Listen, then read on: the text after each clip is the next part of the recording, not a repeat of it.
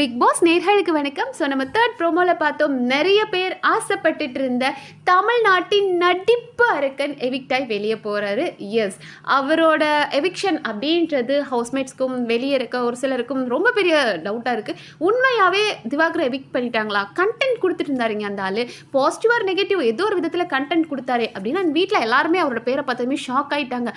அண்ணன் நீயா, நீ இந்த வீட்டுக்குள்ளே அடிக்காத குட்டிக்காரனம் இல்லையா, ஒன்றை போய் தூக்கிட்டாங்களே அப்படின்ற மாதிரி நிறைய பேர் வருத்தப்பட்டாங்க. அந்த வீட்டுக்குள்ளே அரோராக்கெல்லாம் ஒரே டவுட்டு, நம்ம இந்த வாரம் போயிடுவோம்னு நினச்சோம், நம்மளை இந்த வாரமும் காப்பாற்றிட்டாங்களா அப்படின்ட்டு. அண்ட் ஓட்டிங் வைஸும் பார்த்தோம் அப்படின்னா சுபிக்ஷா தான் லீஸ்ட் பொசிஷனில் இருந்தாங்க. பட் சேனல் என்ன சொல்ல ட்ரை பண்ணுறாங்க, அந்த வீட்டில் ரம்யா, எஃப்ஜே, கெமி, அரோரா இவங்கெல்லாம் என்ன பண்ணுறாங்கன்னே தெரியல. ஆனாலும் எங்கள் ஷோக்குன்னு ஒரு குவாலிட்டி இருக்குது, அந்த குவாலிட்டியை டீக்ரேட் பண்ணுற பர்சன் எங்களுக்கு வேணும். அந்த வினோத் திவாகர் சண்டை போடுறது, கரிச்சட்டி தீச்சட்டி இது மாதிரிலாம் சண்டை போடுறது, இது மாதிரி விஷயங்கள் சில்லியான தாட்ஸ்லாம் எங்களுக்கு தேவை கிடையாது. இப்படி ஒரு பர்சன் எங்களுக்கு வேண்டாம். போன வாரமே பார்த்தோம் அப்படின்னா கேமரா அவருக்கு அட்டென்ஷன் கொடுக்கறதே நிறுத்திட்டாங்க. அவர் போய் கேமரா கிட்ட நின்று அவரோட வேலையை தான் வந்ததுலேருந்து ரீல்ஸ் பண்ணுவார், மக்கள் கிட்ட ஒருத்தரை பற்றி பதிவு பண்ணுவார், இதுதான் பண்ணுவார். அப்போ இருந்தே வந்து அவர் பேச வந்தாலே கேமரா அப்படியே திரும்பும். அவர் எந்த பக்கம் நிற்கிறாரோ உடனே கேமரா அவரை ஃபோக்கஸ் பண்ணாது. அவர் கேட்பார், ப்ளீஸ் எனக்கு ஜூம் பண்ணுங்களேன், ப்ளீஸ் எனக்கு ஜூம் பண்ணுங்களேன் சார் அப்படின்வாரு.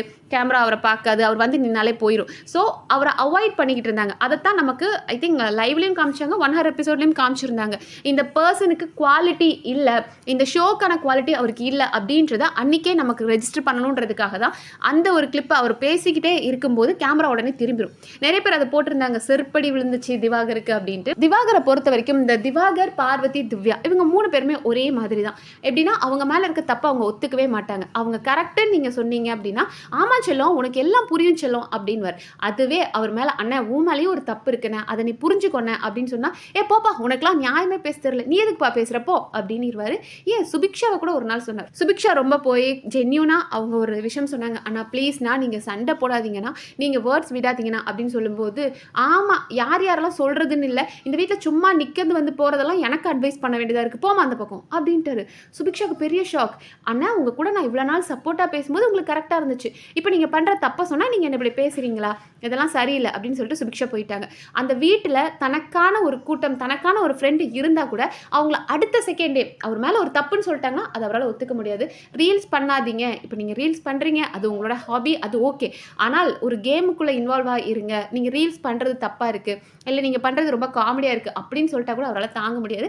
ஏன்னா அவர் ஒரு தனி உலகத்தில் இருக்கார். அவர் ஒரு மாபெரும் நடிப்பு சாம்ராஜ்யத்தில் இருக்கிற ஒரு நடிப்பு அரக்கன் அப்படி அவர் தன்னை நினச்சிக்கிட்டார். அதை ஆப்போஸ் பண்ணி யாராவது சொன்னாலோ அந்த ரியாலிட்டி அவரால் அக்செப்ட் பண்ணிக்க முடியல. ஸோ அவர் என்னதான் சேதுனா முதல் நாள்ல இருந்து நீங்கள் இங்கே வந்திருக்கிறது வேற, அங்கே நீங்கள் வெளியே ரீல்ஸ் பண்ணி ஃபேமஸ் ஆனீங்க ஓகே, ஆனால் இந்த ஷோக்குன்னு ஒரு சில பிரின்சிபல்ஸ் இருக்குது, அதை ஃபாலோ பண்ணுங்க அப்படின்னு சொன்னாலும் அவரால் அதை மாற்றிக்க முடியல. ஏன்னா அவர் ரத்தத்திலே அந்த நடிப்பு கலந்துருச்சு. அவர் நடிக்கிறது என்னமோ பெரிய மாபெரும் கொடுமை தான் அதை பார்க்குறது. பட் இருந்தாலும் அவர் அதை மாற்றிக்க மாட்டார்.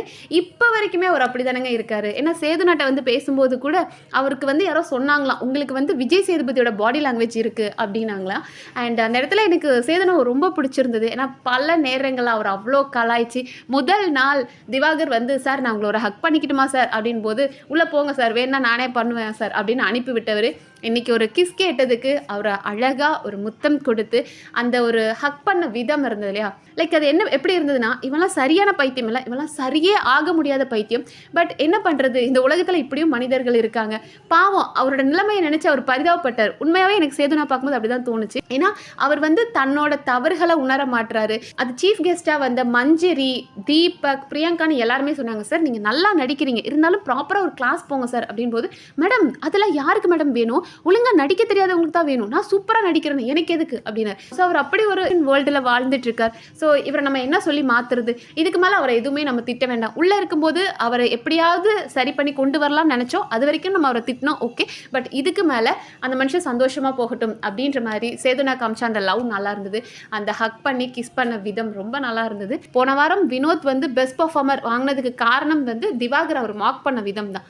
அண்ணன் உங்களோட ஃபன் எல்லாம் சூப்பராக இருந்துச்சு, நான் செம்ம காமெடியாக இருந்துச்சு, ஆயிடுச்சுன்னு சொல்லி எல்லாரும் பெஸ்ட் பர்ஃபார்மன்ஸ் கொடுத்தாங்க. பட் புரியல, அவர் அப்போ இருந்து திவாகர் ஸ்டார்டிங்லேருந்து கடைசி வரைக்கும் திவாகரை ட்ரால் பண்ணுறது மட்டும்தான் வினோத் அவரோட வேலையாக வச்சுருந்தார். அதுக்காக பெஸ்ட் பர்ஃபார்மர் அப்படின்றதெல்லாம் ஓகே ஃபைன். இனிமேல் வினோத் என்ன பண்ணுவாருன்னு தெரியல. இவ்வளோ நாள் திவாகரை வச்சு வண்டி ஓட்டிட்டாரு, பட் இதுக்கு மேலே என்ன பண்ணுவாருன்னு தெரியல.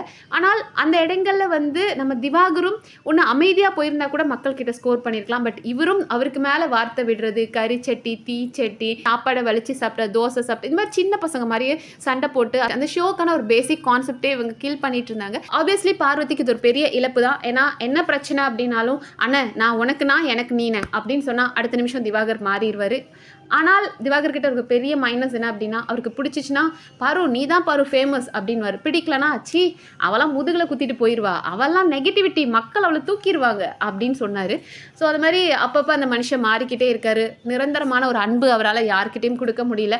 அவரோட தவறுகள் அவர் உணர மாட்டார். இப்போ வெளியே வந்து பார்த்ததுக்கு அப்புறமாவும் அவர் வந்து மற்றவங்க மேலே தப்பு சொல்வாரே தவிர தன் தப்பு அவர் உணர மாட்டாருன்றதான் உண்மை. அண்ட் சீக்ரெட் ரூம் இருக்கும் அப்படின்ற மாதிரி நிறைய பேர் பேசிகிட்டு இருக்காங்க. அதெல்லாம் திவாகருக்கு கொடுக்குற அளவுக்குலாம் அது வர்த்து இல்லை. ஸோ சீக்ரெட் ரூம்லாம் திவாகருக்கு கொடுக்க வாய்ப்பில்லை அப்படின்னு தான் நினைக்கிறேன். ஸோ திவாகரோட எவிக்ஷன் உங்களுக்கு ஷாக்கிங்காக இருக்கா இல்லை சந்தோஷமாக இருக்கா, நீங்கள் என்ன நினைக்கிறீங்கன்றதை கமெண்ட் செக்ஷனில் சொல்லுங்கள். நன்றி.